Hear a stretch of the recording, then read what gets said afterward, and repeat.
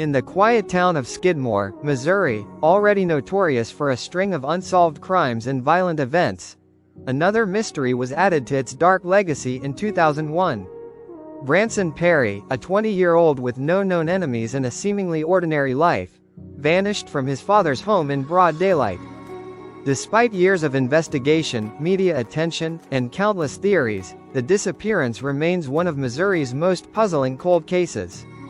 Branson Kane Perry was born on February 24, 1981. A bright, friendly, and well-liked young man, Branson had graduated from Nottoway Holt High School in 1999 and was living with his father, Bob Perry, in Skidmore. His parents were divorced, and his mother, Rebecca Clino, lived nearby.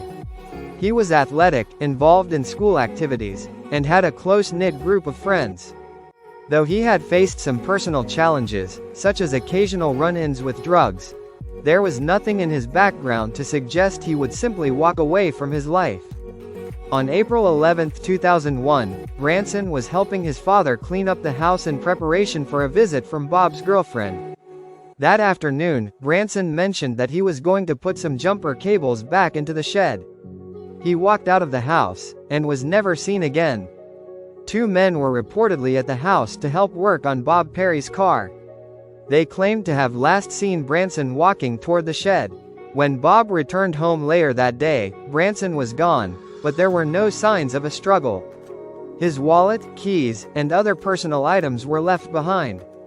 His mother, Rebecca, reported him missing 2 days later when it became clear that no one had seen or heard from him. The initial investigation yielded few clues.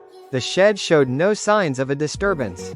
The jumper cables he had mentioned were later found in their proper place, but Branson himself had vanished without leaving a trace. Law enforcement searched the property, nearby woods, and surrounding areas extensively, including with cadaver dogs. The FBI eventually became involved due to the bizarre circumstances and potential links to broader criminal activity. Despite interviews, polygraphs, and rumors circulating within the community, no solid leads emerged. Tips came in over the years, but most were dead ends. One of the few consistent challenges investigators faced was the tight-lipped nature of the Skidmore community. Skidmore, Missouri, has long been associated with a disturbing string of crimes. From the broad daylight murder of town bully Ken Rex McElroy in 1981, witnessed by dozens but solved by none, to the shocking murder of Bobby Joe Stinnett in 2004, the town has been at the center of some of America's most unsettling small-town crimes. Branson's disappearance added another layer to this infamous history. Many believe that the town's insular culture and reputation for silence have hindered efforts to solve the case. Over the years, multiple theories have emerged regarding what happened to Branson Perry. Some early speculation considered the possibility that Branson had run away or left voluntarily. However, this theory has largely been discounted. He left behind all his personal belongings and made no withdrawals from his bank account.